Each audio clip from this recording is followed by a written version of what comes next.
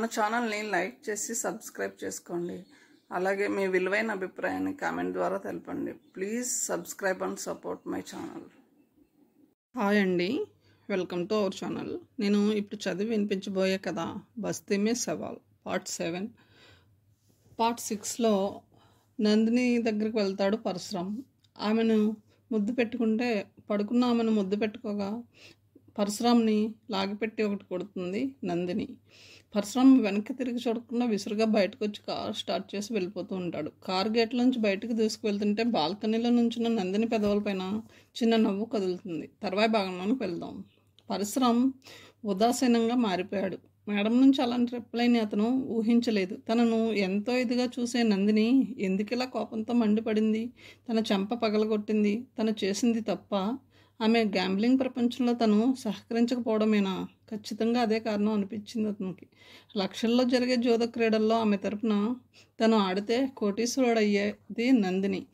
తను ఆమెను విడిచిపెట్టి వెళ్ళిపోయాడు. ఇన్ని నెలల తర్వాత ఆమెను కలుసుకుంటే అదే అభిమానాన్ని, ప్రేమని ఆమె చూపిస్తుందనుకోవడం నిజానికి తన భ్రమే. ఆమెను చూడాలని వెళ్ళలేదు పరశురామ్. ఆమెతో చిన్న సాయం పొందాలని వెళ్ళాడు. 10,000 తీసుకుని ఏదమ్మకి కళ్ళాపరేషన్ చేయించాలనుకున్నాడు. కళ్ళు ఎప్పుడొస్తాయా అనే ఆశతో తన కళ్ళు ఆపరేషన్ విషయాన్నే ఆమె ఎవరొచ్చినా ప్రస్తావిస్తుంది. నాకు కళ్ళు ఎప్పుడొస్తాయో, నా బిడ్డలను చూసుకోవాలని ప్రాణం తప్పించిపోతుందిరా ఎవరితోనో అంటుంటే విన్నాడు పరశురామ్. ఆమె తనని తపన అతనికి తెలుసు. కళ్ళు లేకపోబట్టి రౌడీలు కనికరం కూడా చూపించకుండా, పెద్దదని కూడా చూడకుండా కొట్టారు. ఆమె ఆపరేషన్కి డబ్బు తనే సంపాదించాలి, ఇంకెవరిని అడగకూడదు. పరశురామ్కి మరో ధర్మసూత్రం కూడా తెలిసింది. తనకి ఉపయోగపడని మనిషి గురించి ఎవ్వరూ పట్టించుకోరు. అందుకే నందిని మేడం ఏసడించుకుంది. కోపంతో మండిపడింది. ఆమెను తప్పు పట్టడం లేదతను. సిగరెట్ వెలిగించి పొగని గాలిలోకి విడిచిపెడుతుంటే బాబూ అన్న పిలుపు వినపడింది. పరశురామ్ తలెత్తి చూశాడు. ఎదురుగా రంగన్న. అప్పుడే రాణి వచ్చి కాస్త పక్కగా నిల్చుంది. అతన్ని చూసి ఆశ్చర్యపోయాడు పరశురామ్. రంగన్న, నువ్వా? అవును బాబు, అమ్మగారు మిమ్మల్ని తీసుకురమ్మన్నారు చెప్పాడు రంగన్న. ఆ మాట వినగానే అప్రసన్నంగా మారిపోయాడు పరశురామ్. ఎందుకు తెలియదు బాబు, వినయంగా చెప్పాడు రంగన్న. మీ అమ్మగారు పిలిస్తే రావడానికి, చీకొడితే పోవడానికి నేను ఆమె కింద పనిచేసే పాలేరు వేదవని కాదని చెప్పు కోపంగా అన్నాడు. రంగన్న చిన్నగా నవ్వాడు. అంత మాటలెందుకు బాబు, అమ్మగారి గురించి నేను మీకు వేరుగా చెప్పాలా? ఆమెతో మొండితనానికి పోకండి బాబు. ఆమె మనసు వెన్నపూస. ఎప్పటి మాటో అది రంగన్న. వెన్న నిప్పు మీద పెడితే దాని రూపమే మారిపోతుంది. ఇప్పుడు ఆమె మనసు వెన్నపూస కాదు రంగన్న, కఠినశిల. నువ్వు వెళ్ళిపో రంగన్న, నేను అసలు కనిపించలేదని చెప్పు అన్నాడు. అమ్మగారితో అబద్ధం చెప్పమంటావా బాబు? ఆమెకి 1000 కళ్ళు. మీరు ఎక్కడున్నారో ఏం చేస్తున్నారో తెలియకుండానే ఉన్నారనుకుంటున్నావా బాబు అన్నాడు. పరశురామ్ చేత్తో చెంపని సవర తీసుకున్నాడు. ఆమె తన చెంప పైన కొట్టి, ఆఫ్టర్ ఆల్ టాక్సీ డ్రైవర్వి అన్నది. అంటే తను టాక్సీ తోలుతున్నట్టు ఆమెకు తెలుసన్నమాట. రంగన్న వెళ్ళిపోయాడు. రాణి అతని ముందుకొచ్చి ఎవరతను అడిగింది పరశురామ్ని. అతను సిగరెట్ వెలిగించి ఒకసారి ఆమె కేసు చూసి నీకెందుకు అన్నాడు. ఏ తెలుసుకోకూడదా? రోషం మేళవించిన గొంతుతో అడిగింది. తెలిసినవాడు. ఓ, అతను తెలిసినవాడు. మరి అతను చెప్తున్న అమ్మగారు ఎవరు అడిగింది. చెప్పినా నీకు తెలీదు విసుగ్గా అన్నాడు పరశురామ్. రాణి అతని పక్కనే కూర్చుంది. నాకు చెప్పకూడదా రామయ్య? రాణి, నా బుర్ర తిరిగిపోతుంది. నేనేమైపోతున్నానో ఎటుపోతున్నానో నాకే తెలియదు. దయచేసి నన్ను విసిగించకు అన్నాడు. నేను అడిగింది అమ్మగారు ఎవరని, ఎందుకు రమ్మని కబురు పెట్టినట్టు. ఇవి తెలుసుకోవాలని నేను అనుకోవడం తప్ప రామయ్య? ఆమె గొంతులో అనుమానం, ఈర్ష్య ధ్వనించాయి. ఆఖరికి నువ్వు కూడా మామూలు ఆడదానివే రాని. నీ గురించి నేను ఇలా అనుకోలేదు. కానీ అతను ఆ క్షణంలో అనూష గుర్తొచ్చింది. సరస్వతి విషయంలో అనూష తనని నిలదీసింది. సంపన్నులు ఇంట పుట్టి చదువుకున్న ఆడపిల్లే ఆనాడు తనని నిలదీసింది. అలాంటిది రాణి స్థాయి ఎంత ఎత్తులో ఉంటుందో ఇప్పుడు అతని ఊహకి అందింది కాదు. రాణి కళ్ళార్పకుండా అతను చూస్తూ ఉంది. నేను మామూలు ఆడదాన్ని రామయ్య, అంతకంటే కూడా తక్కువ దాన్నేమో, చదువు సంజలు లేని దాన్ని. నన్ను నువ్వు ఎలా అనుకున్నా నేనేమనుకోను. కానీ ఒక్కటి మాత్రం నిజం, అసూయ ముందు తర్వాత ఆడది పుడుతుందంటారు. అది నిజమేనయ్యా. పరశురామ్ ఆమె కళ్ళల్లోకి చూశాడు. ఆమె అతని భుజం పైన చేతిని వేసింది. రెండో చేతితో అతని గడ్డాన్ని పట్టుకుని అన్నది రాణి. నీకు తెలియదయ్యా, నావాడు అనుకునేవాడు మరో ఆడదానితో మాట్లాడినా, కనీసం ఆడినీడ పడినా కూడా చూసి సహించలేదు. అసూయతో మనసు కుతకుతలాడిపోతుంది. ఆడదాన్ని నాకే కాదు, మగాడివి నువ్వు చెప్పు. ఆడదానిలో మగాడికి అసూయ ఉండకపోవచ్చు, కానీ మగవాడికి కక్ష ఎక్కువ. నువ్వు కావాలనుకునే అమ్మాయి పరాయి వాడితో చనువుగా మాట్లాడుతుంటే నీకు ఎలా ఉంటుంది? అతని వెనక ఏ బండో ఎక్కిపోతుంటే నీ మనసుకి ఏమనిపిస్తుంది? వాళ్ళు ఏ హోటల్కి వెళ్తే నువ్వెలా ఆలోచిస్తావు? మనసు పాడైపోతుందయ్యా. పిచ్చి ఆలోచనతో బుర్ర వేడెక్కి పగిలిపోతుందయ్యా. కంటికి కునుకు పట్టదయ్యా. తన మనిషి అనుకున్నాక ఏ ఆడది తన వాడిని మరో ఆడదానితో కనీసం ఊహించుకోలేదు, భరించలేదు. చచ్చిపోతుందయ్యా. అదే మగాడైతే ప్రాణం తీస్తాడు. రాణి మాటలతో అసహనంగా మారిపోయాడు పరశురాం. కాసేపు నన్ను ఒంటరిగా విడిచిపెట్టకూడదా అన్నాడు. రాణి తమాషాగా నవ్వింది. నా ఊపిరి ఉండగా నిన్ను ఒంటరిగా విడిచిపెట్టలేను రామయ్య. అమ్మాయి గారు ప్రేమ కథ చెప్పావు. నేనేమన్నా అన్నానా? ఈ అమ్మగారు ఎవరు? ఎందుకు రమ్మన్నారు? నాకెందుకో భయంగా ఉంది. రాణి నీకెలా చెప్పాలి? రాణి తల అడ్డంగా ఊపింది. నువ్వు నాకు మొదటి నుంచి అర్థంగానే ప్రశ్నగానే మిగిలిపోయావు. నాకెందుకో అనిపిస్తుంది నువ్వేదో సాలెగుట్టులో చిక్కుకుంటున్నావు. ఆ మీనన్గాడి మనుషులు నీ మీద పగపట్టారు. ఆమె కళ్ళ నుంచి నీరు జలజలా రాలిపోసాగింది. పరశురాంకి అర్థమైంది నందిని విషయంలో రాణి తనని సందేహిస్తుంది. ఆమె వయసు ఏమిటి, తన వయసు ఏమిటి? పిచ్చిగా నవ్వుకున్నాడు. అమ్మగారు చాలా పెద్దవారు రాణి అన్నాడు. అంటే నాకంటే కూడా ఎంత? ఓ 15 ఏళ్ళు. అతని మాటలు విని రాణి తిరిగి అంది. మనసున్న చోట వయసుతో నిమిత్తం ఉండదయ్యా. పరశురాం ఆమె మొహం పైన పడుతున్న జుట్టుని చేత్తో వెనక్కి నెట్టాడు. 60 ఏళ్ల మగాడు 16 ఏళ్ల పిల్లని మనసుపడి పిల్లని సంఘటనలు ఉన్నాయి తప్ప 60 ఏళ్ల వృద్ధురాల్ని 16 ఏళ్ల అబ్బాయి మోజపడడం ఎక్కడా జరగదు. అతని మాటలకు రాణి నవ్వేసింది. అసలు ఆమె ఎవరు? ఓ లక్షాధికారి. అంత గొప్ప మనిషికి నీతో అవసరం ఏమిటబ్బా? ముద్దు పెట్టుకోవడానికే ఉంటుంది. లేచి నుంచున్నాడు. ముద్దా? చీ అంది రాణి. చీ ఏమిటి చీ? ఆమె నీకంటే చాలా అందంగా ఉంటుంది. నేను ఇప్పుడు ఆమెని ముద్దు పెట్టుకోవడానికే వెళ్తున్నాను అని ట్యాక్సీ ఎక్కి స్టార్ట్ చేశాడు. ఏయ్ నిన్నే! కారు వెనక పడింది రాణి. అతను ట్యాక్సీని ఆపకపోయేసరికి కోపంతో రాయిని తీసి కారుకి గురిచూసి విసిరింది రాణి. రోడ్డుకి అడ్డంగా పెట్టి ఉన్న కారును చూడగానే గుర్తుపట్టాడు పరశురాం. అది నందిని మేడం కారు. ట్యాక్సీ ఆపి దిగి ముందుకు నడిచాడు. కారులో నందిని కూర్చుని ఉంది. కళ్ళకి ఉన్న కూలింగ్ గ్లాసెస్లోంచి అతన్ని చూస్తూ మెడమించి ముందుకు పడిన శిరోజాలను చేత్తో వెనక్కి తోసుకుంటూ అడిగింది. ఎలా ఉంది దెబ్బ? ఆమె పెదవులపైన ఎప్పుడు ఉండే చిరునవ్వే. పరశురాం మాట్లాడకపోయేసరికి విండోలోంచి చేతిని బయటపెట్టి పిడికిలు బిగించి అతని పొట్టలో గుచ్చుతూ ఒక్క దెబ్బకే పారిపోయావు. నువ్వేం హీరోవో బాబు అంది. రోడ్డు మీద కారు అడ్డం తీయండి అన్నాడు. ఆమె కళ్ళతోనే నవ్వింది. అడ్డు పెట్టింది తీయడానికి కాదు. మేడం నీకు ఇంకా కోపం పోలేదన్నమాట రంగన్న చెప్పాడు. పోన్లే, నీ కోపం పోవాలంటే నేనేం చేయాలి? కారు దిగి అతని భుజం పైన మృదువుగా చేతిని వేసింది నందిని. ఆ చేతిని విసిరాడు పరశురాం. అయినా ఆమె కోపగించుకోలేదు. మురిపెంగా నవ్వింది. నువ్వు కోపంలో మరీ బాగుంటావు రామ్. అలసిపోయినట్లున్న నీ మొహం చూస్తుంటే స్వీట్ కిస్ ఇవ్వాలనిపిస్తుంది. మేడం నేను వెళ్ళాలి. వెళ్ళవయ్యా. ఇప్పుడు ఎవరొద్దన్నారు? కారు అడ్డు తీసినా నువ్వు వెళ్ళలేవని నాకు తెలుసు. ఎందుకలా నన్ను సతాయించడం? ట్రాఫిక్ జామ్ అవుతుంది. కాస్త కఠినంగా అడిగాడు. నా మేనమామ కొడుకుని చూసినట్టుంది నిన్ను చూస్తే. అందుకు నయం బావన్నావు కాదు. నందిని పగలబడి నవ్వేసింది. మేనమామ కొడుకు బావేనయ్యా. నీ కంటికి నేను ఎలా కనిపిస్తున్నాను మేడం? ఉద్రేకంగా అడిగాడు బావలాగా. జుత్తు పిక్కోవాలనిపిస్తుంది పరశురాంకి. ఆమె కారుని రోడ్డు పక్కకి పార్క్ చేసి దిగింది. మళ్ళీ రోడ్డు మీద సరసాలు ఎందుకు కానీ పద వెళ్దాం అంది నందిని. ఎక్కడికి? నీతో చాలా మాట్లాడాలి. నాకు టైం లేదు. ట్యాక్సీ తోలితే కానీ నాకు గడవదు. బెట్టు బాగానే నేర్చావు. మగపిల్లాడు కదా, ఆ మాత్రం రోషం ఉండాలి, కోపం కూడా రావాలి. పేదవాడి కోపం పెదవులకు చేటు. ఆ విషయం నాకు తెలుసు. ఏమిటి నువ్వు పేదవాడివా? ఎవరన్నారా మాట? ఆఫ్టర్ ఆల్ ట్యాక్సీ డ్రైవర్ని. చిన్న మాట అంటే అంత పీక్కొని చావాలా? Very bad. ఒక్క విషయం గుర్తుంచుకోరాం. కలిసి వచ్చిన సిరిని వలసి వచ్చిన కాంతని విడిచిపెట్టకూడదు. విడిచిపెడితే అంతకంటే దరిద్రం పాపం మరొకటి ఉండవు. ఇది మన శాస్త్రమే చెబుతోంది. డబ్బు చేదు కాదు. అవకాశం అనేది దొరకడమే ఎంతో కష్టం. అలాంటి సమయాన్ని వృధా కానివ్వకూడదు. అనుభవించడంలో ఉన్న మాధుర్యం, ఆ తర్వాత మిగిలిన తీపి గుర్తులు మధుర స్మృతులుగా మనిషి గుండెల్లో మిగిలిపోతాయి రామ్. ఈ ఉపన్యాసం చెప్పడానికి రోడ్డు మీద తప్పితే ఇంకెక్కడ చోటు దొరకలేదా? నందిని నవ్వింది. పోనీ ఏ చోటుకి ఎక్కడికి తీసుకెళ్తావో నీ ఇష్టం. తీసుకెళ్ళి వస్తాను అందామే. నిన్ను భరించే శక్తి నాకు లేదు. నందిని కళ్ళ గ్లాసెస్ని తీసి చేత్తో పట్టుకుని కర్చీఫ్తో తుడుస్తూ, రామ్ నువ్వు నా ఇంటి నుంచి వెళ్ళిపోయావా తెప్ప? నిన్ను నేను గాలికి విడిచిపెట్టలేదు. నువ్వేం చేస్తున్నా ప్రతి క్షణం నీ గురించి నాకు తెలుస్తూనే ఉంటుంది. ఆఖరికి ట్యాక్సీ కూడా నేనే నీకు ఇప్పించిన సంగతి తెలియదు. నువ్వు ట్యాక్సీ కోసం ప్రయత్నిస్తున్నావని తెలియగానే దాన్ని నేనే అరేంజ్ చేశాను. రామ్ అతని భుజం పైన చేతిని వేసి పిలిచింది. ఆ గొంతులో ఒక్కసారిగా చెప్పలేనంత మార్పు కనిపించింది పరశురామ్కి. నువ్వంటే నాకెంతో ఇష్టం రామ్. నువ్వు కోరితే నా సర్వ సంపదలు నీకు ఇచ్చేస్తాను. నువ్వు సుఖంగా ఉండాలని కోరుకునే వాళ్ళలో నేనే ప్రథమురాలిని రామ్. ఆమె కళ్ళల్లో తడి. ఆ రోజు నా దగ్గర నుంచి నువ్వు వెళ్ళిపోతుంటే నిన్ను ఎందుకు పోనిచ్చానో తెలుసా?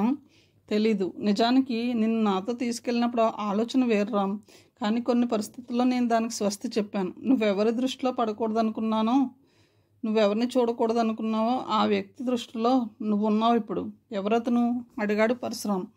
జాలీ క్లబ్ ప్రొపరేటర్, సారా కాంట్రాక్టర్, ల్యాండ్ గ్రాబర్, బడా స్మగ్లర్, అన్నిటిలో గడుసువాడైన ది గ్రేట్ మీనన్. ఆ పేరు వినగానే ఉలిక్కిపడ్డాడు పరశురామ్. నిజమా? ఆశ్చర్యంగా చూశాడు. ఇంటికి పద, ఇంకా చాలా విషయాలు నీతో చెప్పాలి అంది నందిని కారు స్టార్ట్ చేస్తూ. పరశురామ్ టాక్సీ ఆమె కారు వెనక బయలుదేరింది. రామ్ పిలిచింది నందిని. ఆమెకు ఎదురుగా మంచం మీద కూర్చుని సిగరెట్ తాగుతున్నాడు పరశురామ్. అతను అసహనంగా అలసిపోయినట్లు కనిపించాడు ఆమెకు. అలవోకగా అతని దగ్గరగా నడిచింది నందిని. అతని జుత్తులోకి చేతివేళ్లను పోనిచ్చి నిమురుతూ తలని పట్టకి అదుముకుంది. అతని మీసాలు ఆమె బొడ్డుకి తగులుతూ గిలిగింతలు పెట్టాయి. రామ్, నువ్వంటే నాకు ఎందుకింత అభిమానం, ప్రేమ ఉన్నాయో నీకు ఇప్పుడే విడమర్చి చెప్పలేను. కానీ ఈ ప్రపంచంలో నాకంటూ కావాల్సిన వ్యక్తి ఎవరైనా ఉన్నారంటే నువ్వు ఒక్కడవే రామ్. పరశురామ్ మెల్లగా తలెత్తి చూశాడు ఆమె కేసి. నీ మాటలు నాకేం అర్థం కావడం లేదు మేడం అన్నాడు. ఆమె అదోలా నవ్వింది. ఆ నవ్వులో వేదాంతం స్ఫురిస్తుంది. అర్థం కాకపోవడమే మంచిది. కానీ నీకు తెలుసా? ఓ క్షణం ఆగింది నందిని. నువ్విప్పుడో సాలెగుట్టులో చిక్కుకున్నావు రామ్. ఆ మాటలు అంటున్నప్పుడు అంతర్లీనంగా ఏదో వేదన ఆమె మొహంలో స్పష్టంగా కనిపించింది పరశురామ్కి. విస్మయంగా చూశాడు ఆమె వంక పరశురామ్. ఆమె నవ్వడానికి ప్రయత్నించింది, కానీ ఆ నవ్వు అరువు తెచ్చుకున్నట్లుంది. అయినా భయం లేదు. ఈ నందిని ఈ భూమి మీద ఉన్నంతకాలం నీపైన ఏగవలదు రామ్. నీలోని చతురత, కిలాడితనం నాకు బాగా తెలుసు. పేకముక్కలు చెప్పు చేతుల్లో ఉంటాయి. ఈనాడు నువ్వు మనసు మార్చుకుని ఆ పేకముక్కలను చేతుల్లోకి తీసుకోవాల్సిన అవసరం ఆసన్నమైంది రామ్. పేకముక్కలను చేతబట్టిన క్షణం నుంచి నువ్వు జోద ప్రపంచానికే మహారాజువైపోతావు. గ్యాంబ్లింగ్లో చెడ్డ లక్షణం ఉంది. డబ్బు పోతున్న కొద్దీ జోదగాడికి కసి పెరుగుతుంది. ఆ కసి ఆడకూడని ఆటలాడిస్తుంది. దాన్నే హ్యాండ్ డౌన్ అంటారు. ఆ బలహీనతని నువ్వు క్యాష్ చేయాలి. పరశురామ్ లేచి నుంచున్నాడు. మళ్ళీ అదే దారిలోకి తీసుకెళ్లాలనుకుంటున్నావా మేడం అడిగాడు. అవును, ఇదివరలో నిన్ను జాలీ క్లబ్ పై నువ్వు అస్త్రంలో ప్రయోగించాలని ఆశపడ్డాను, నిజమే. కానీ అభంశుభం తెలియని నిన్ను సాలెపురుగు ముందుకు నెట్టలేకపోయాను. నీతో డబ్బు సంపాదించడానికి అవసరమైన కల ఉన్న అడ్డదారిలో సంపాదన కోసం నువ్వు ప్రాకులాడలేదు. ఆనాడు ఒక విధంగా చెప్పాలంటే నువ్వు రిస్క్లో ఇరుక్కోకూడదనే నిన్ను నేను బలవంత పెట్టలేదు రామ్. కారణం నీ సుఖాన్ని, నీ శ్రేయస్ని కోరిన శ్రేయోభిలాషిని నేను. ఆనాటి నుంచి ప్రతిక్షణం నేను నిన్ను గమనిస్తూనే ఉన్నాను. తోటి మనుషులకు సాయపడాలన్న నీ తపన చూసి ముగ్ధురాలనైపోయాను. ఏదో బతుకుతున్నావు అనే ధ్యాసలో ఉన్న నాకు గస్తీ గొడవతో హీరో అయిపోయావు. మీనన్ దృష్టి నీ మీద పడింది. మీనన్ పాపిష్టి వెధవ, పాపభీతి లేని యమకింకర్డు వాడు. ఏ క్షణంలో అయినా తల తెగేయడానికి మీనన్ ఆపరేషన్ ప్రారంభం కావచ్చు. ఆమె బరువుగా నిట్టూర్చి క్షణం పాటు కళ్ళు మూసుకుంది. పరశురామ్ నవ్వాడు. అంత తేలిగ్గా వాడికి దొరుకుతాననుకుంటున్నావా మేడం అన్నాడు. నందిని అతని నుదుటిపైన ముద్దు పెట్టుకుంది. ఆ ముద్దు పెట్టుకున్న తీరులో ఎంతో ఆప్యాయత గోచరించింది. పిచ్చివాడు రామ్. ఎన్నో భద్రతా ఏర్పాట్లు చేసినప్పటికీ చుట్టూ పోలీసుల వ్యూహం పన్ని తుపాకుల చేత పట్టుకుని నిలుచున్న దేశాలని పరిపాలించే మహానాయకులే దుండగుల బారి నుంచి తప్పించుకోలేక అసువులు బాస్తున్నారు. నువ్వెంత షేర్వైనా కిలాడివైనా రిక్తహస్తాలతో శత్రువుని ఎదుర్కోవడం మూర్ఖత్వం అవుతుంది. నీ వెనుక నేను నిలబడతాను. ధనబలం, అంగబలం కూడా నాకు ఉన్నాయి. ప్లాన్ నేను చెప్తాను, నువ్వు దాన్ని ఆచరణలో పెట్టు. అంటే నాకుగా నేను ఏ పని చేయకూడదా అడిగాడు పరశురామ్. అలా అని నేను అనలేదు. నువ్వెంతో భవిష్యత్తు ఉన్నవాడివి. నువ్వు ప్రమాదంలో చిక్కుకోవడం నాకు ఇష్టం లేదు. కానీ ప్రమాదమైనా ఇప్పుడు నీవు రంగప్రవేశం చేయాల్సిన పరిస్థితులు వచ్చేసినాయి. జాలీ క్లబ్ ప్రవేశంతో నీ పోరాటం ప్రారంభం అవుతుంది. శత్రువు గుండెల్లో అక్కడి నుంచి రైళ్లను పరిగెత్తించడం మొదలు పెట్టాలి. అవును రామ్, జీవితాన్ని వడగట్టి ఎన్నో అనుభవాలను పొందిన దాన్ని. అందుకే నీకు ఇంతగా చెబుతున్నాను. మేడం, ఏమిటి? నేనేదో చేయాలని నువ్వెందుకు ఇలా తహతహలాడుతున్నావు? ఆమె పిచ్చినవ్వు నవ్వింది. బస్తీ స్థలాలను సొంతం చేసుకోవడానికి ప్రయత్నిస్తున్న మీనన్కి నువ్వు అడ్డుపడుతూ వస్తున్నావు. మీరిద్దరూ ప్రత్యర్థులే, కానీ అతను బలమైనవాడు. అందుకే ట్రయాంగిల్ పోటీలో ఇద్దరు అభ్యర్థులు కలిస్తే మూడో వాడిని తేలిగ్గా ఓడించవచ్చు. అందుకే నేను నీతో చేతులు కలపడానికి నిన్ను నాతో చేతులు కలపమని కోరుతున్నాను. అంటే మీనన్ ఆర్దోక్తితో ఆగిపోయాడు పరశురామ్. ఆమె కళ్ళల్లో నీరు తలుక్కున మెరిసింది. నా తలరాతని మార్చి నా గుండెల్లో మంటలు రగిలించిన కిరాతకుడు మీనం. ఆమె గొంతులో వణుకు. ఒక్కసారి గిరుక్కున వెనక్కి తిరిగి మెల్లగా అడుగులు వేస్తూ కిటికీ దగ్గరగా నడిచింది. అతను ఆమె దగ్గరికి వెళ్ళాడు. నేను మామూలు ఆడదాన్నే రామ్. నా భర్త రవిచంద్రకి మీనన్కి మంచి స్నేహం ఉండేది. మీనన్ నా మీద కన్నేసి ఓసారి బిజినెస్ పని మీద బొంబాయి పంపించాడు. ఆ సమయంలో నన్ను చెరిచి నన్ను పతితన్ని చేశాడు ఆ దుర్మార్గుడు. తిరిగి వచ్చిన నా భర్త ఎదురు తిరిగేసరికి అతన్ని నా కళ్ళ ముందే తన మనుషుల చేత కాల్చి చంపించేశాడు. నా భర్త గుండెల్లోంచి చిమ్మిన రక్తం నాలో పగని రేకెత్తించింది. కానీ ఆడదాన్ని, నిస్సహాయురాల్ని. నేనేం చేయగలను? నన్ను ఆ సమయంలో నా మేనమామ నన్ను ఆదరించి నన్ను దరి చేర్చడానికి ప్రయత్నించాడు. కానీ అదే కిరాతకుడు బలి తీసుకున్నాడు. అప్పటి నుంచి నా మేనమామ నాలో కలిగించిన ధైర్యాన్ని తోడుగా చేసుకుని నేను ఈ స్థాయికి వచ్చాను. ఏదో రోజు నువ్వు వస్తావని, నిన్ను వజ్రాయుధంగా తయారు చేసి మీనన్ గాడి తల తెగగొట్టాలని ఎంతో ఆశతో ఎదురు చూస్తున్నాను. ఆమె మాటలను బట్టి చూస్తుంటే ఆమె వెనక ఏదో చాలా బలమైన కథ ఉందని ఇంతకు ముందే అనుకునేవాడు. ఇప్పుడు కొంత తెలిసింది, ఇంకా తెలుసుకోవాల్సి ఉంది. ఆమె ఎంతవరకు చెప్పాలో అంతవరకే చెప్పిందని, అడిగినా అంతకు మించి చెప్పదని అతనికి తెలుసు. అందుకే రామ్ నిన్ను అడుగుతుంది. నాతో చేయి కలిపితే ఇద్దరి ప్రతీకారం నెరవేరుతుంది. ఇలాంటి వాళ్ళని ఎదుర్కోవడానికి కిరాయి రౌడీలను ఎన్నుకోకూడదు. నా అనేవాడు అవసరం. గుండె ధైర్యం, తెగింపు, చేవగలవాడు ఎలాంటి కార్యాన్నైనా సాధించగలడు. నీలో ఆ లక్షణాలు ఉన్నాయి. 10 మంది సినిమా హీరోల క్వాలిటీస్ నీలో ఉన్నాయి. నేనా అన్నాడు ఆశ్చర్యంగా పరశురామ్. ఆమె అతని ప్రశ్నతో తడబడింది. తేరుకుని, నువ్వంటే నీలాంటి ఓ హీరో అని అర్థం రామ్ అంది. దానికి నువ్వు జాలీ క్లబ్నే ఎందుకు ఎన్నుకున్నావు అడిగాడు. మొదట్లో నిన్ను నా తరపున జోదం ఆడమన్నాను. నువ్వు గెలవడం ప్రారంభిస్తే మీనన్ గాడి దృష్టి నీ మీద పడి నీ ప్రాణం మీదకి వస్తుంది. పారేసిన పేకముక్కల కోసం పసివాళ్లా గోల చేసిన నీలో నేను హీరోని చూడలేకపోయాను. అందుకే ఆనాడు నిన్ను విడిచిపెట్టేశాను. బస్తీలో నీ ప్రవేశం తర్వాత నా మనసుల ద్వారా ఎప్పటికప్పుడు నీ గురించి తెలుసుకోవడం ప్రారంభించాను. సబాస్ అనుకునేలా మీనన్ గాడి ప్రయత్నాలని మట్టి కరిపించావు. అయితే ఇక్కడో నీతి నువ్వు తెలుసుకోవాలి. శత్రువు ఎలాంటి వాడైనా వాడి చూపు మన మీద ఉందని తెలిసినప్పుడు వాడికంటే ముందే మనం ఎదురుదాడి చేయాలి. వాడు తేరుకునేలోగా మరో దెబ్బ కొట్టాలి. అదే రాజకీయ నాయకులు చేసే పని. జాలీ క్లబ్ ఒక జోదగృహం మాత్రమే కాదు రామ్. అక్కడే అతని ముఠా సభ్యుల బిజినెస్ కార్యక్రమాలు జరుగుతుంటాయి. వాడి వ్యాపారాలకు కేంద్రస్థానమైన జాలీ క్లబ్ పైనే నేను నా దృష్టిని ముందు నుంచి సారించాను. ఆమె దగ్గరగా నడిచాడు.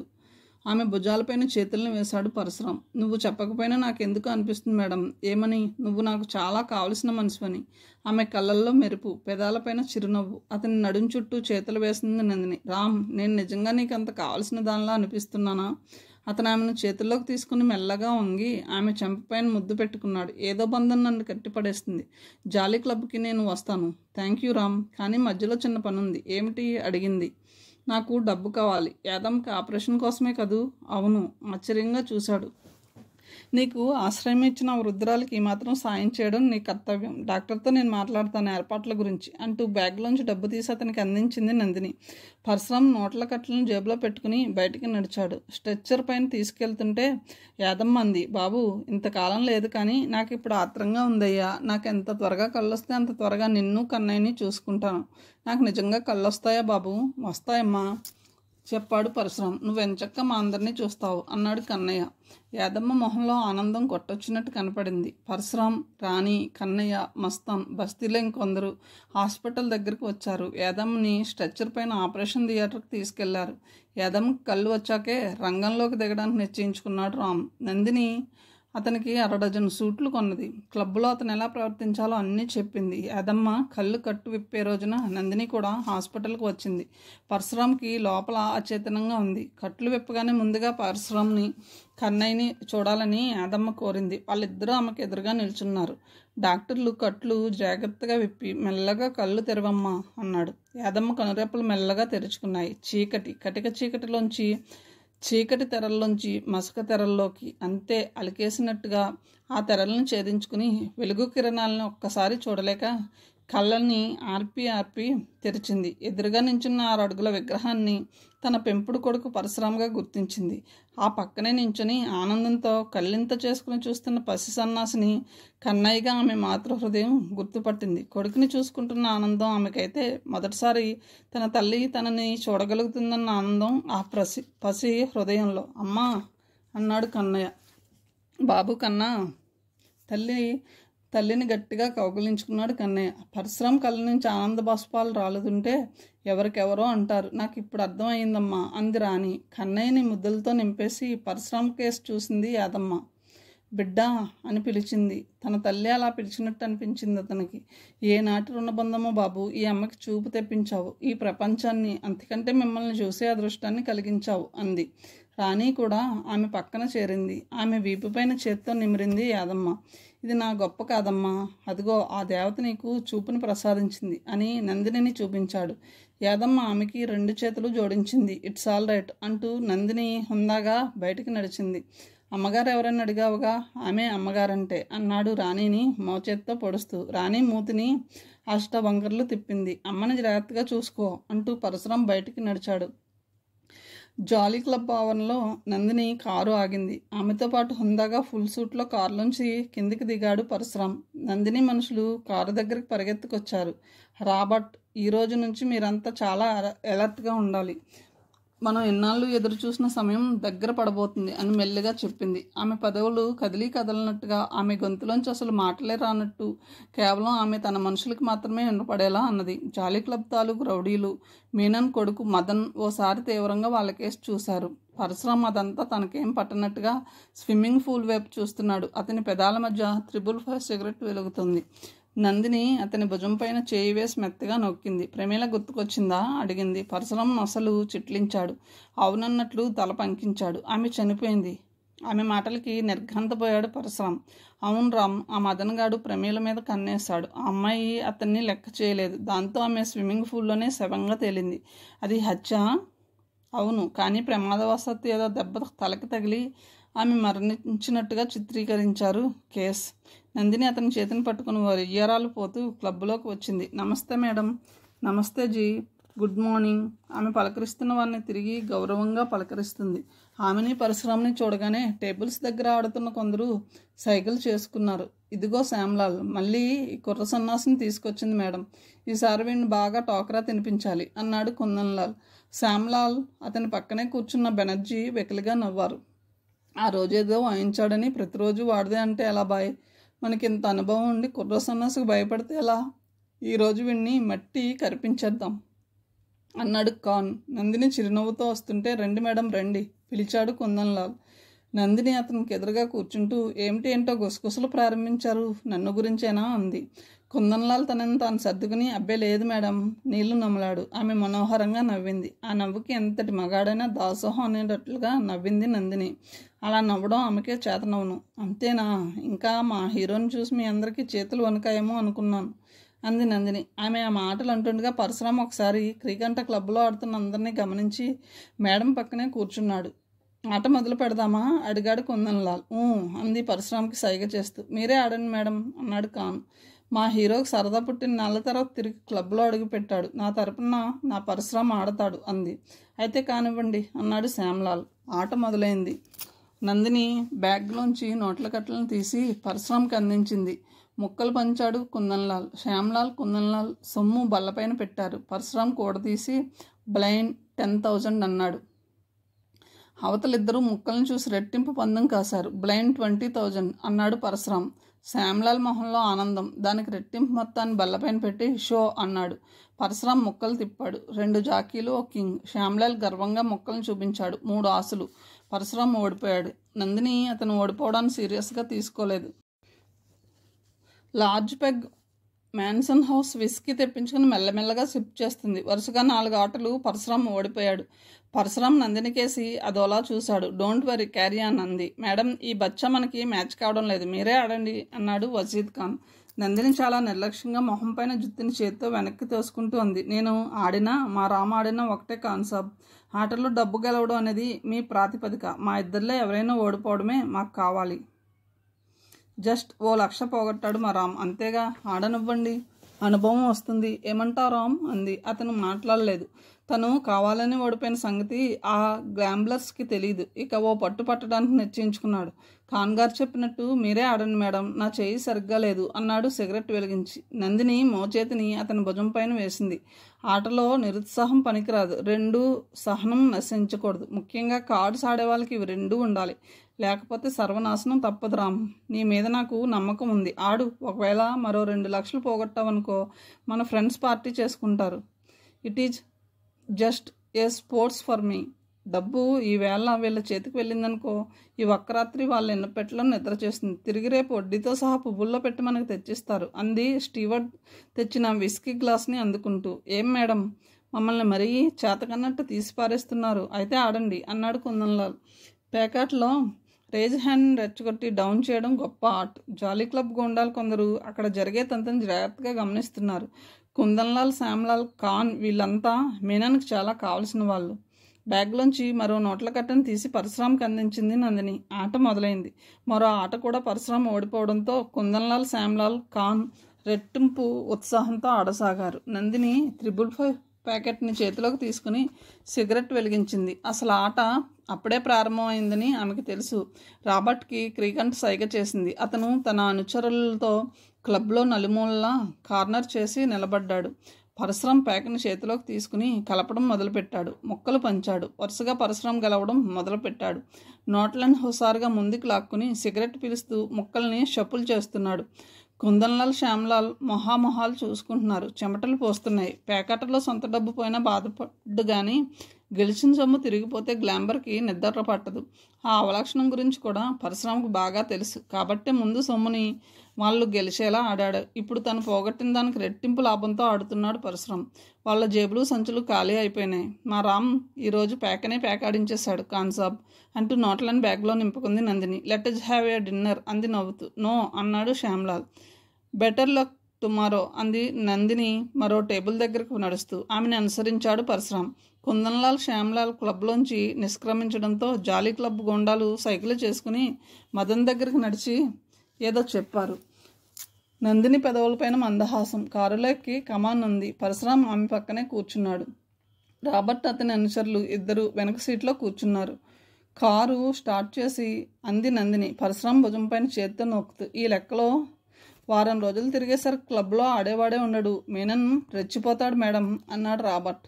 అదే నాకు కావాలి అంది నందిని. అన్నట్టుగానే వారం రోజుల్లో హెమహెమీల జేబులు ఖాళీ చేసేశాడు పరశురామ్. అతని చేతుల్లో పేక ముక్కలను చూస్తే జడుచుకుంటున్నారు క్లబ్లోని జోదగాళ్ళు. క్లబ్ తరపున మదన్ ఆడి చేయి కాల్చుకున్నాడు. వెల్డన్ మిస్టర్ రామ్ అంటూ డబ్బు తీసి బ్యాగ్లో పెట్టుకోబోతుంటే మదన్ ఆమె చేతిని పట్టుకుని ఆ డబ్బు అక్కడే పెట్టు గద్దించాడు. నందిని ఒకసారి పరశురామ్ కేసు చూసి చిన్నగా నవ్వింది. ఆ నవ్వే చాలు పరశురామ్కి. తను ఏం చేయాలో ఆ నవ్వు ద్వారానే ఆమె సంకేతాన్ని ఇచ్చింది. పరశురామ్ ఓ కాలు తీసి బల్లపైన పెట్టి, నువ్వేనా మదమెక్కిన ఆంబోతు మదన్ గాడివి అన్నాడు పరశురామ్. ఆయ్, లేకపోతే ఏంట్రా, దమ్ముంటే జూదంలో ఆడి నెగ్గు. ఓడిపోయి రోషం లేకపోగా సిగ్గు విడిచి నిన్ను పోగులు పెట్టేస్తాను. గొట్టంనా హరికథలు చెప్పకు బే. డబ్బు అక్కడ పెట్టి బయటకు పోండి, లేకపోతే పుచ్చులు ఎగిరిపోతాయి. మీ అడ్రస్లు కూడా ఎవరికీ తెలియదు అంటూ తన మనసులకు సైగ చేశాడు మదన్. కంటి చివరి నుంచి అది గమనించాడు పరశురామ్. మెరుపు వేగంతో అతని కాలు కదిలింది. మదన్ గడ్డం కింద తగిలింది అతని బూటి కాలు. మదన్ ఆ దెబ్బకి కళ్ళు బైర్లు కమ్మినట్టు వెనక్కి విరుచుకుపడ్డాడు. మదన్ అనుచరులపైన రాబర్ట్ అతని ముఠా తిరగబడ్డారు. కింద పడిన మదన్ లేచి పరశురామ్ మీద ఆకలిగొన్న తోడేళ్ళ దూకాడు. కానీ పరశురామ్ వాటంగా పట్టుకుని పైకెత్తి గిరగిరా తిప్పి నేలపైన విసిరికొట్టాడు. అమ్మో అని అరిచాడు మదన్. పరశురామ్ అతని గొంతు మీద బూటుకాలతో నొక్కుతూ, సభ్యత నేర్చుకోరా కుయ్య. పిచ్చి వేషాలు వేస్తే నీకే కాదు, నీ బాబుకి నీ తాతకి కూడా ఇదే ట్రీట్మెంట్ ఇస్తాను అంటూ కాలితో ఈడ్చి అతని డొక్కల్లో తన్నాడు. కెవ్వుమని అరిచాడు మదన్. క్లబ్లో జరుగుతున్న పోరాటాన్ని చూసి లోపల నుంచి జనం బయటికి పరుగులు తీస్తున్నారు. ఉన్నట్టుండి దీపాలు ఆరిపోయాయి. తుపాకులు పేలుతున్న శబ్దం వినపడడంతో పరిస్థితి తీవ్ర రూపం చెందిందని గ్రహించింది నందిని. పరశురామ్ చేతిని గట్టిగా పట్టుకుని బయటకు పరుగు తీసింది నందిని. వెనక నుంచి తుపాకులు నిప్పురవల్ని వెదజల్లుతున్నాయి. నేను ఇక వెళ్తాను అన్నాడు పరశురామ్. ఈ రాత్రి నువ్వు బయటకు వెళ్ళడం మంచిది కాదు రామ్ అంది నందిని వారిస్తూ. అమ్మ నా కోసం ఎదురు చూస్తూ ఉంటుంది. అమ్మ ఎక్కడికి పోదు. నువ్వు శత్రువులను తక్కువగా అంచనా వేయకు అందామె. ఏం పర్వాలేదు మేడం నిర్లక్ష్యంగా సమాధానం చెప్పాడు. నువ్వు మూర్ఖుడివి, ఒళ్ళు మండిపోతుంది నందినికి. తెలుసుకున్నావు కదా, మొండితనానికైనా ఓ హద్దు ఉంటుంది రామ్. ఈ చీకటిలో వెళ్ళకపోతేనేం. ఆమె ఈసారి నచ్చ చెప్పే ధోరణిలో అంది. ఆమెకి కళ్ళు వచ్చాక పట్టుమని 10 నిమిషాలు కూడా ఆమె దగ్గర లేను మేడం అన్నాడు. నందిని తన వైపుకు తిప్పుకుంది. ఎలాగే ఇప్పటి వరకు 10 నిమిషాలు గడవలేదంటున్నావు. ఈ ఒక్క రాత్రి కూడా ఊరుకో, రేపు ఉదయమే వెళ్దు గాని అతని పెదవులపైన ముద్దు పెట్టుకుంటూ అంది. అతను ఆమె భుజాల చుట్టూ చేతులు వేసి ఆమె కళ్ళల్లోకి చూస్తూ, నాకెందుకో వెళ్ళాలనిపిస్తుంది మేడం. వాళ్ళు అక్కడ ఏదైనా అఘాయిత్యం చేస్తే ఆగిపోయాడు. ఇక్కడ నన్ను ఏదైనా చేస్తే అడిగింది నందిని. నీ మీద ఈగవలదన్న నమ్మకం నాకుంది. నిన్ను నువ్వు ఎలా కాపాడుకోవాలో బాగా తెలిసిన దానివనే నేను అనుకుంటున్నాను అంటూ బయటికి నడిచి తన టాక్సీలోకి కూర్చున్నాడు. కారు కాంపౌండ్ వాల్ గేటు దాటి రోడ్డు మీదకి రాగానే అప్పటి వరకు చెట్టు పక్కనే ఆగి ఉన్న జీపు తన టాక్సీని అనుసరించడం పరశురాం గమనించాడు. అందులో ఎందరున్నారో తెలియదు. కాలుతో ఎక్సలేటర్ను బలంగా తొక్కాడు పరశురాం. అదే వేగంతో జీపు వెనుక ఫాలో చేస్తుంది. సుడిగాల్లా దూసుకెళ్తుంది పరశురాం టాక్సీ.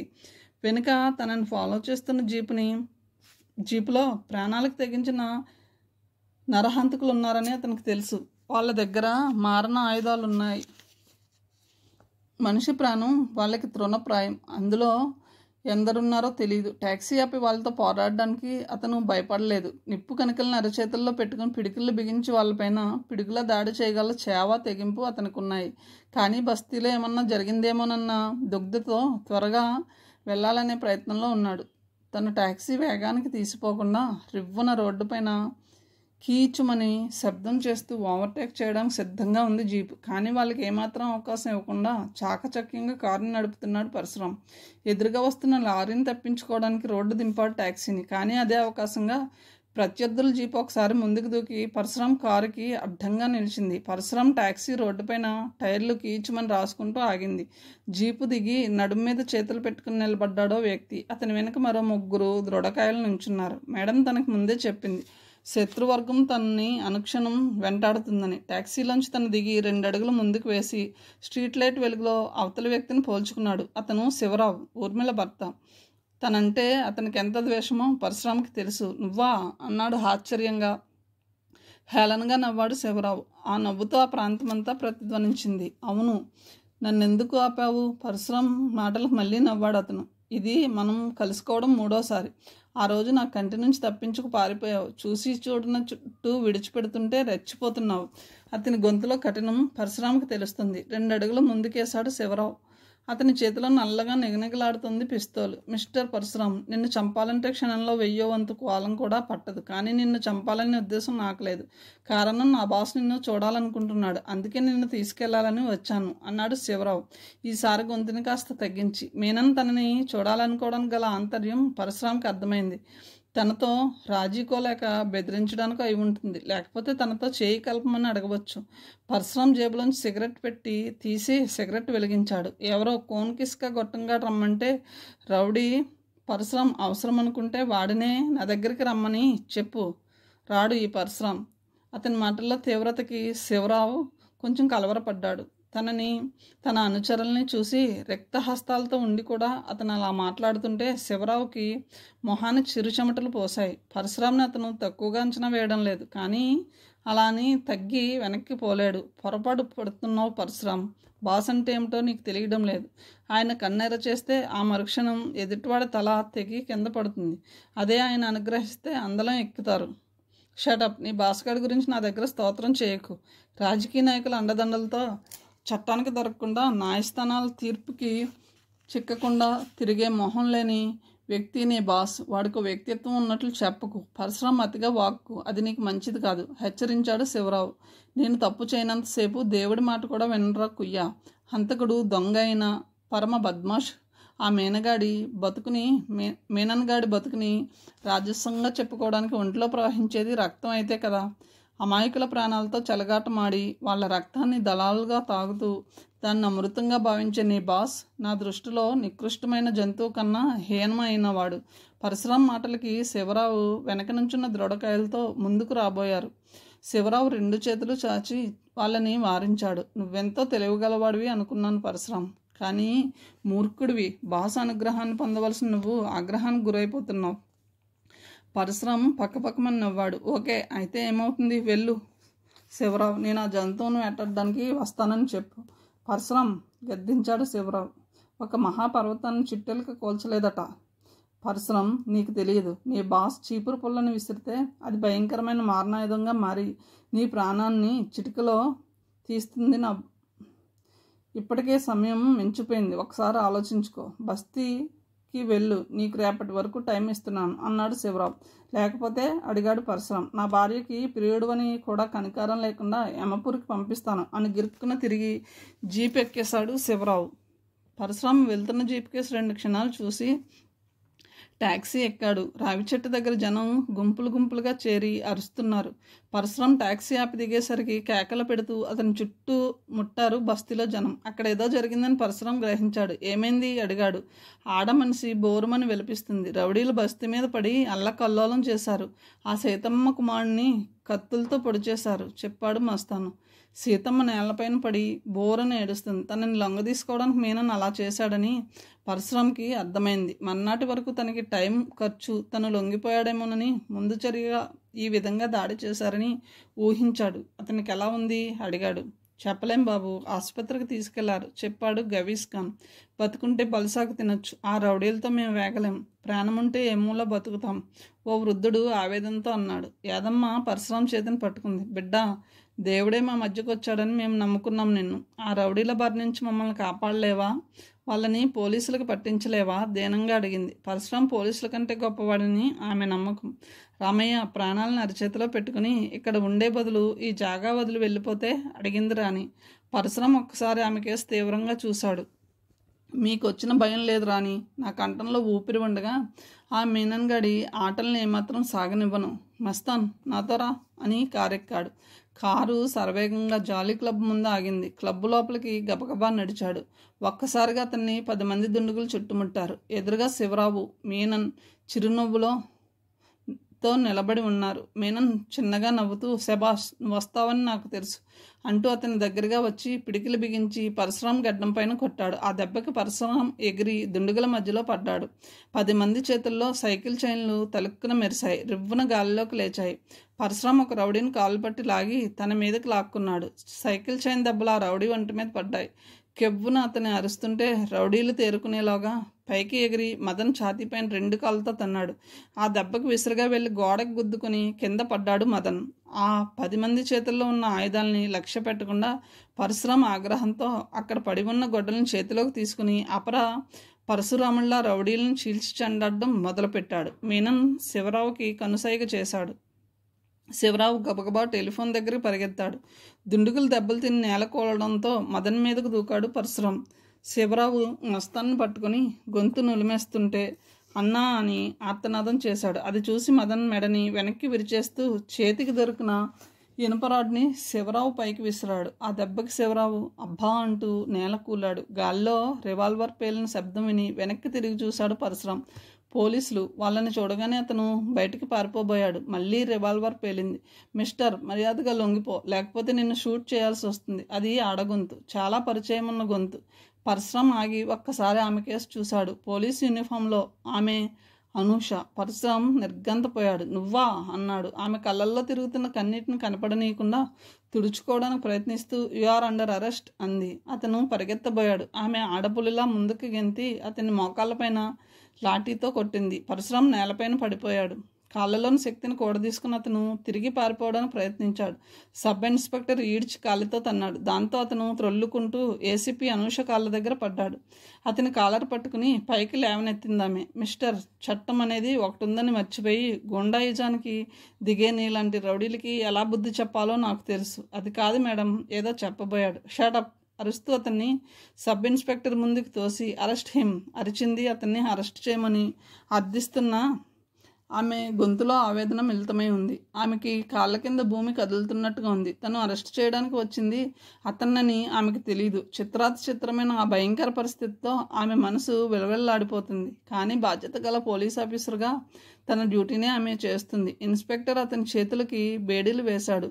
పోలీసులు అతన్ని బయటికి ఈడ్చుకుపోతుంటే ఆమె గుండెల్లో అగ్నిపర్వతాలు పేలిపోతుండగా ఉద్వేగంతో విసురుగా జీపు దగ్గరికి నడిచింది అనూష. కళ్ళు నెత్తి మీదకి వచ్చినాయిరా, నువ్వు హీరోను అనుకుంటున్నావే నా కొడక, తీసేస్తా, ప్రాణాలు తీసేస్తా. మినన్ లాంటి పెద్ద మనసుతో ఆటలాడుతావువే. పరశురాం జుత్తు పట్టుకుని పెడీలమని అతన్ని చెంపలపైన కొట్టాడు ఇన్స్పెక్టర్ ప్రతాపరెడ్డి. తిట్టకుండా 1 గంట పైగా తనని హింసలు పెడుతున్న ఇన్స్పెక్టర్ని తీక్షణంగా చూస్తూ ఆరిపోతున్న పెదాలను నాలుగుతో తడిచేసుకున్నాడు పరశురాం. నీకు ఆ బిఖారీ నా కొడుకులతో దోస్తీ ఏంటివే? బస్తీ నీ బాబుగాడి సొత్తా? మీనన్ తలుచుకుంటే బస్తీ జనాన్ని ఆయన కట్టబోయే బిల్డింగుల కింద పునాదిరాలుగా పూడ్చి పెడతాడు బే. లాఠీతో డొక్కలో పొడిచాడు. పళ్ళ బిగువని బాధని ఓర్చుకోవడానికి ప్రయత్నిస్తున్నాడు పరశురాం. అనూష తన పైన పగతో ఇన్స్పెక్టర్తో తనని హింసలు పెడుతుందా? అనూష కూడా మీనన్ గాడి మోచేతి నీటికి లొంగిపోయిందా? నో, అనూష అలా ఎప్పటికీ చేయదు. అనూష గురించి తనకి పూర్తిగా తెలుసు. ఆపై ఆమె పోలీస్ ఆఫీసర్ అవడమే అతన్ని విస్మయపరుస్తుంది. నాజూకైన మనస్తత్వం గల తన అనూష ఖాకీ దుస్తుల్ని మోయగలదా? లాఠీ జులిపించగలదా? తుపాకీ చేతపట్టి సంఘ విద్రోహుల్ని వేటాడగలదా? లాఠీతో నడుము మీద కొట్టి పరశురాంని క్రిందికి తోసి బూటికాళ్లతో కుమ్మేశాడు ఇన్స్పెక్టర్ ప్రతాప్ రెడ్డి. ఒరేయ్, ముఖ్యమంత్రుల్ని మంత్రుల్ని తయారు చేస్తున్నాడు బే మీనన్ సాబ్. ఇష్టం లేని ప్రభుత్వాన్ని కనురెప్పపాటుతో పడగొట్టేస్తాడు మీనన్ సాబ్. నీ అమ్మ అలాంటిది, నువ్వెంత బే నల్లెంత, దాని కదంతని మాడిపోతావు నా కొడక. ఆయన విసిరే బిస్కెట్లు ఏరుకు తినాలే తప్ప మొరగడానికి కరవడానికి ప్రయత్నిస్తే ఇంతే సంగతులు రా బేట. మోకాలి చెప్పులపైన లాఠీలతో కొట్టాడు ఇన్స్పెక్టర్. నేను అడుగు బయట పెట్టిన క్షణం తెలుస్తుంది ఇన్స్పెక్టర్ ఆ మీనన్ గాడి బ్రతికేమిటో ఉద్రేకంగా అన్నాడు పరశురాం. ఒరే పిచ్చిన, ఈ లాకప్ నుంచి నువ్వు బయటపడతావని కలలు కనుకు. నేను చావ చితక కొడుతుంటే మూసుకు కూర్చున్నావు. నిన్ను లాకప్లో చంపేస్తే మీనన్ గారు సంతోషిస్తారు అన్నాడు ప్రతాప్ రెడ్డి. సిగ్గులేదురా నీకు? భారతదేశంలో పుట్టలేదురా నువ్వు?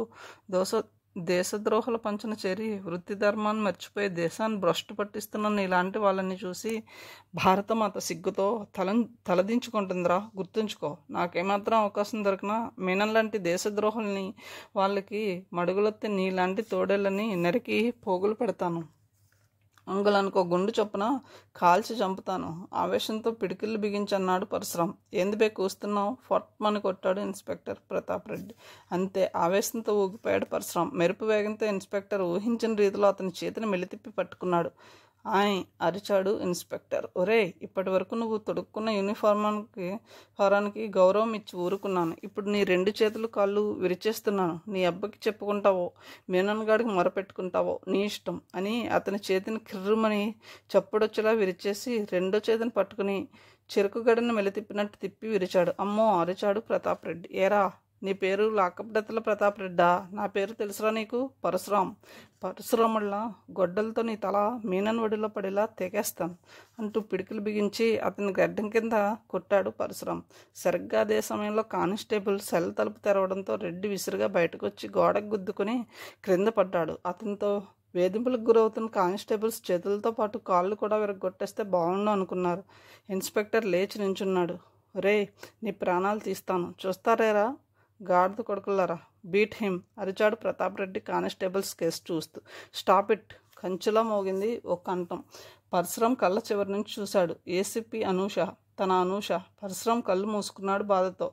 ఆమె 2 అడుగులు ముందుకేసి వాట్ హ్యాపెండ్ అంది ఇన్స్పెక్టర్ని చూస్తూ. ఆ రాస్కల్ నన్ను కొట్టాడు మేడం అన్నాడు. ఆమె తీవ్రంగా చూసింది. It is shameful on your part mister Reddy. అసలు నువ్వు లాకప్లోకి ఎందుకు వెళ్ళావు? ప్రశ్నించడానికి. అందుకోసం లోపలికి వెళ్ళాల్సిన పని లేదు కదూ, బయట నుంచి అడగొచ్చుగా. అసలు అతన్ని ఏం అడగాలనుకున్నారు? బస్తీ గొడవల్లో కూడా ఇతనే ఉన్నాడు మేడం. అయితే వివరాలు తెలుసుకోవాలని ఐసీ అంది. ఇన్స్పెక్టర్ గారే ముందు ఆ అబ్బాయిని కొట్టారమ్మా, మెల్లగా చెప్పాడో కానిస్టేబుల్. ఆమె తల పంకించి సెల్ల దగ్గరికి నడిచింది. ఆమె ఒకసారి అతని కేసు చూసింది. ఆమె గుండెలో అగ్నిపర్వతాలు బద్దలై లావా ప్రవహిస్తుంది. మిస్టర్ పరశురాం గొంతులోకి కాఠిన్యాన్ని తెచ్చుకోవడానికి ప్రయత్నిస్తూ పిలిచింది. అతను నిర్లక్ష్యంగా చూశాడు ఆమె కేసి. ఇన్స్పెక్టర్ని ఎందుకు కొట్టావు? డ్యూటీలో ఉన్న పోలీస్ ఆఫీసర్ని కొట్టడం నేరం అని నీకు తెలుసా? పరశురాం సురుగ్గా చూశాడు ఆమె కేసి. ఏడ్చాడు. వాడు పోలీస్ ఆఫీసర్. ఇలాంటి డాఫర్గాళ్ళు పోలీస్ డిపార్ట్మెంట్లో ఉండబట్టే మీ డిపార్ట్మెంటు పరువు గంగలో కలిసిపోతుంది మేడం. మీనన్ గారు బ్రోకర్గా వచ్చి నన్ను లాకప్లో చంపడానికి ప్రయత్నించాడు. వీడు ఆత్మరక్షణ కోసం ఎదురు తిరగడం ఆపద్ధర్మం, అది నేరం కాదు. అతని మాటల్లోని తీవ్రతని ఆమె అర్థం చేసుకోగలదు. ఇన్స్పెక్టర్ అతన్ని కొట్టాడన్న బాధతో ఆమె మనసుని దహించి వేసింది. అతన్ని చూస్తుంటే అర్థం అవుతుంది ఆమెకి ఇన్స్పెక్టర్ అతన్ని చాలా టార్చర్ చేశాడని. ఆమె ఇన్స్పెక్టర్ కేసు తిరిగింది. Mister Reddy who asked you to beat him అరిచిందామె. అది కాదు మేడం, ఏదో చెప్పబోయాడు. షడప్, అతన్ని అకారణంగా కొట్టి పైగా నిన్నే కొట్టాడని కంప్లైంట్ చేస్తావా? సిగ్గులేదు? అతను నిన్ను ప్రాణాలతో విడిచిపెట్టినందుకు సంతోషించు. గెట్ అవుట్ అరిచింది. ఈ హౌస్ ఇన్ఛార్జిని నేను మేడం. ఇంకో మాట మాట్లాడితే శ్రీకాకుళం పంపిస్తాను, వెళ్ళు అంది. అతని గదిలోంచి బయటకు నడవగానే కానిస్టేబుల్స్ ఆమెకి ఇన్స్పెక్టర్ అతన్ని పెట్టిన హింస గురించి చెప్పారు. ఆమె మెల్లగా తల పంకించింది. బరువెక్కిన గుండెతో కుర్చీలో కూలబడిపోయాడు. మోచేతులను టేబుల్ పైన ఆనించి అరచేతుల్లో మొహాన్ని పెట్టుకుని కూర్చుంది. ఆమె మనసంతా గందరగోళంగా తయారైపోయింది. ప్రాణపదంగా ప్రేమించిన ప్రియుణ్ణి ఈడ్చుకొచ్చి లాకప్లో పడేసింది. దానికి తోడు ఇన్స్పెక్టర్ అతన్ని కొట్టాడు. తన డ్యూటీ చేసింది తప్ప అతన్ని కొట్టి హింస పెట్టాలన్న అభిమతం తనది కాదే. కానీ అతనేమనుకుంటున్నాడో, తనని రామ్ క్షమిస్తాడా? ఆమె గుండెని ఎవరో చేత్తో పట్టుకుని నలుపుతున్నట్టుగా ఉంది. అది పోలీస్ స్టేషన్ కాకపోతే అతన్ని గుండెల్లో దాచుకుని ఓదార్చేది, తనని క్షమించమని వేడుకునేది. అను పిలుపు వినపడింది. అదే పిలుపు. ఆ గొంతులో మార్పు లేదు. కానీ అతను ఆ రోజు తన కోసం అతను వస్తానని చెప్పిన రోజు రాలేదు. అతనికి బహుశా తన మీద ప్రేమ లేదేమో, అందుకే అతను రాలేదనుకుంది. కానీ ఆ పిలుపులో మార్పు లేదే. ఇంకా తన మనసులో తనుందా? కానీ ప్రయోజనం? ఏడుపు వస్తుంది ఆమెకి. గుండె కరిగిపోతుంది. తన కళ్ళ నుంచి కన్నీరు వర్షించడానికి సిద్ధంగా ఉంది. తనను తాను అదుపులో పెట్టుకోవడానికి ఆమె విశ్వ ప్రయత్నం చేస్తుంది. తను పోలీస్ అధికారి. తన బలహీనతని ఇతరులు గమనించకూడదు. పరశురామ్కి తనకి మధ్య గల ప్రేమ కదా అక్కడ ఎవరికీ తెలియకూడదు. అందుకే ఆమె గుండెను దిటవు చేసుకుంటుంది. అను మళ్ళీ పిలిచాడు పరశురాం. ఆమె మెల్లగా తలెత్తి చూసింది. లాకప్లో బంధింపబడి గోడకి చేరగలబడి ప్రాణం పోయే ముందు ప్రియురాల్ని కడసారి చూడాలన్న వేదనలో పిలుస్తున్నాడమని అతను. ఆ పరిస్థితిని ఆమె ఎదుర్కొనే స్థితిలో లేదు. అక్కడ కానిస్టేబుల్స్ని బయటికి వెళ్ళమన్నట్టు సైగ చేసింది. ఇక ఆపుకోలేకపోయింది. కళ్ళ నిండా కన్నీరు. గుండెలోంచి తన్నుకొస్తున్న దుఃఖాన్ని గొంతు దాటి బయటికి రానివ్వకుండా దిగమింగడానికి ఆమె ఎంతో అవస్థపడుతుంది. నన్ను ఈ లాకలో చంపేయకూడదు అడిగాడు పరశురాం. పదునైన కత్తితో ఆమె గుండెను రెండుగా చీల్చినట్టు అనిపించింది. వస్తున్న ఉద్వేగాన్ని అణుచుకోవడానికి పెదమని పంటితో నొక్కి పట్టింది అనూష. ఆమె అతనికి ఏదో చెప్పాలనుకుంది. ఇంతలో స్టేషన్లోకి రాణి, కన్నయ్య బోరుమని ఏడుస్తూ పరిగెత్తుకొచ్చారు. అమ్మా, నా రాముణ్ణి విడిచిపెట్టమ్మా, అతనికేం పాపం తెలీదు, అంతా మాయదారి రౌడీ సచ్చినోళ్ళు చేసిందే. రాణి ఆమె కాళ్ళపైన పడింది. నువ్వెవరు? గొంతులోకి కాఠిన్యాన్ని తెచ్చిపెట్టుకుంది అనూష. నా పేరు రాణి. రామయ్య నా బావ, నాకు కాబోయే మొగుడు అంది రాణి. ఆ మాటలకి అనూష నిర్ఘాంతపోయింది. పరశురాం తనని మర్చిపోవడానికి రాణియే కారణం అనిపించింది ఆమెకి.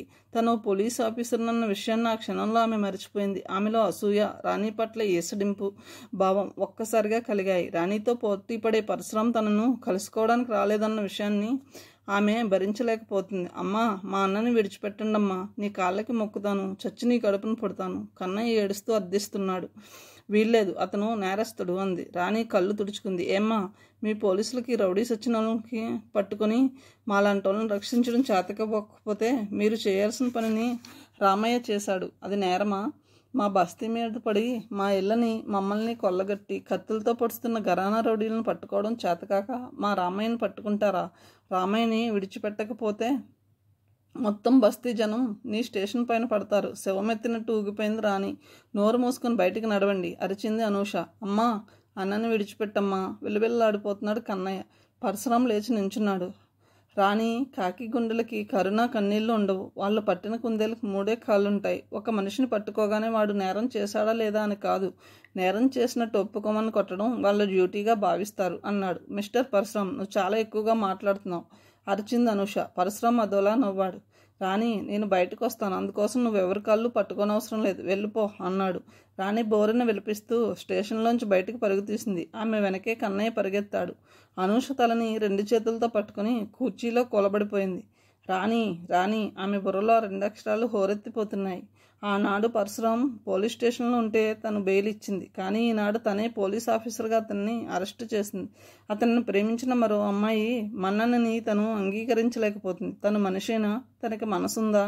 పరశురాం పెదవులపైన సజావుగా చిన్న నవ్వు కదిలిపోయింది. అంతర్లీనంగా ఆమె ఎంతటి వేదనని అనుభవిస్తుంది అతనికి తెలుసు. సరిగ్గా అదే సమయంలో పోలీస్ స్టేషన్ ముందు ఒక కారు ఆగింది. అందులోంచి నందిని దిగింది. ఆమె వెనుకనే లాయర్ చేత్తో కొన్ని పేపర్స్ పట్టుకుని దిగాడు. నందిని టీవీగా పోలీస్ స్టేషన్లోకి నడిచింది. ట్యాక్సీ వేగంగా పోతుంది. పరశురాం డ్రైవ్ చేసే విధానాన్ని సునిశ్చితంగా పరిశీలనగా గమనిస్తోంది అనూష. చాలాసేపు ఇద్దరిలో ఎవరూ మాట్లాడలేదు. ఎక్కడ ఆపమంటారు మేడం అని అడిగాడు పరశురాం. ఆమె కళ్ళల్లో నీరు తలుక్కున మెరిసింది. చేతిని సీటు మీదుగా అతడి భుజం పైన వేసింది అనూష. నేను ఇప్పుడు డ్యూటీలో లేను, నన్ను అను అని పిలవచ్చుగా అంది. అతను మాట్లాడలేదు. కిటికీలోంచి దూసుకొస్తున్న గాలికి చెదిరిపోతున్న అతని క్రాఫ్ట్ని చేత్తో సవరించి అడిగింది అనూష. జ్ఞాపకం ఉన్నానా రామ్? ఆమె గొంతు వణికింది. ఆ ప్రశ్నలోనే ఆమె ఎంత దిగులుగా ఉన్నది అర్థం అవుతుంది. పరశురాం కళ్ళ చివరి నుంచి ఆమె కేసు చూశాడు. ఆమెలో కానీ ఆమె చూపులో కానీ మార్పు లేదు. నాతో మాట్లాడాలని లేదా అడిగింది. ఆమె గొంతులో నిరాశ. నాలాంటి దౌర్భాగ్యురాలు ఈ ప్రపంచంలోనే ఉండదు రామ్. పరశురాంకి తెలియక కాదు, తనే ఆమె సుఖానికి దూరమయ్యాడే తప్ప ఆమె అలా కావాలని ఏనాడు కోరుకుని ఉండకపోవచ్చు అనడానికి నేను జ్ఞాపకం ఉన్నానా అని ఆమె అడిగిన ప్రశ్నలోనే తెలుస్తుంది. ఒక పోలీస్ అధికారిగా ఉండి మామూలు ఆడదానిలా తన కోసం ఆమె వచ్చిందని అతనికి తెలుసు. నిన్న అలాంటి పరిస్థితుల్లో కలుసుకోవాల్సి వస్తుందని కల్లో కూడా అనుకోలేదు రామ్. స్టీరింగ్ పైన ఉన్న అతని చేతిపైన తన చేతిని వేసింది అనూష. బహుశా ఏ బికారి వెధవలానో రోడ్డు పక్కన దిక్కు లేకుండా చచ్చిపోయి ఉంటాననుకున్నారు కదూ రామ్. అతడి పెదవులను చేతితో మూసింది అనూష. ఎక్కడున్నా నువ్వు క్షేమంగా ఉండాలనే ఈ అనూష కోరుకుంది రామ్. ఎక్కడ ఆపమంటారు? నీ ఇష్టం. నా ఇష్టమా? నా ఇష్టమే అయితే నన్ను పోలీస్ స్టేషన్లో పెడతారా? అడిగాడు పరశురాం. పరిస్థితి అర్థం చేసుకోలేవరాం. పోనీలే ఇందిరా పార్కులో ఆపు అంది. ఎండగా ఉంది, పార్కుకి వెళ్ళి ఏం చేస్తారు? ఆమె పిచ్చి నవ్వింది. నువ్వు పక్కనే ఉంటే నిప్పుల్లో కూడా నడవగలను రామ్. పార్కులో చల్లని నీడనిచ్చే ఎన్నో చెట్లుంటాయి. ఎవరైనా చూస్తే మీ ఇమేజ్ దెబ్బతింటుంది మేడం. అతని మాటలకి ఆమె ఒక్కసారి కళ్ళు మూసుకుంది. కళ్ళ నుంచి ముత్యాల 2 కన్నీటి బొట్లు రాలిపడినాయి. నన్ను బహువచనంతో పిలుస్తున్నావా రామ్? నీకు నేను అంత పరాయుధంలా అనిపిస్తున్నానా? కథను ఇంతటితో ముగిస్తున్నాను. తిరిగి తర్వాయి భాగంతో కలుద్దాం. Thank you.